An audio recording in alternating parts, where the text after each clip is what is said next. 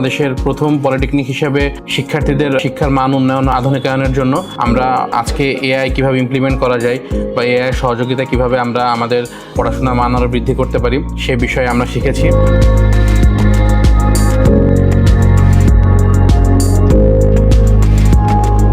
Daffodil polytechnic institute একটা উদ্যোগ নিয়েছে, সেটা হচ্ছে এআই ক্রিয়েশনের উপরে এবং এআই ডেভেলপমেন্ট কিভাবে করা যায় সেটার উপরে একটা ওয়ার্কশপ, যেটা হচ্ছে একটা পলিটেকনিক ইনস্টিটিউটের জন্য প্রথম এবং বাংলাদেশে এটা হচ্ছে একটা প্রাইনিয়ার একটা ইভেন্ট বলা যাবে।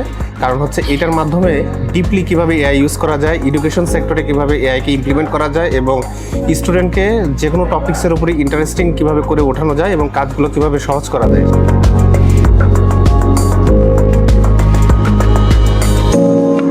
শিক্ষকরা যদি সঠিকভাবে না শিখতে পারে তাহলে স্টুডেন্টদেরকেও শেখানো সম্ভব না।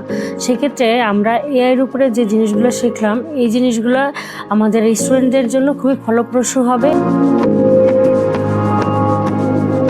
বিভিন্ন ধরনের প্রম্পট জেনারেশন শিখছি, যেগুলো আমাদের জীবনের জন্য অত্যন্ত গুরুত্বপূর্ণ এবং সেগুলো ড্যাফোডিল পলিটেকনিক স্টুডেন্টের জন্য অনেক গুরুত্বপূর্ণ।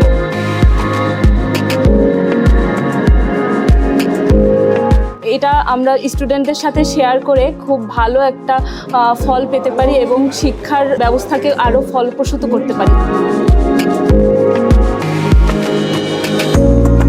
এই বুটক্যাম্পের থ্রুতে তারা শিখতে পারলো কিভাবে করে তারা প্রম্পট ইঞ্জিনিয়ারিং, রিসার্চ এবং কন্টেন্ট ক্রিয়েশন করতে পারবে, কিভাবে করে তারা একটা ওয়েবসাইট তৈরি করতে পারবে, কিভাবে তারা খুব দ্রুত এআই থ্রুতে তারা প্রেজেন্টেশন করতে পারবে, তারা কিভাবে করে একটা মোবাইল অ্যাপস ডেভেলপ করতে পারবে এবং পাবলিশ করতে পারবে।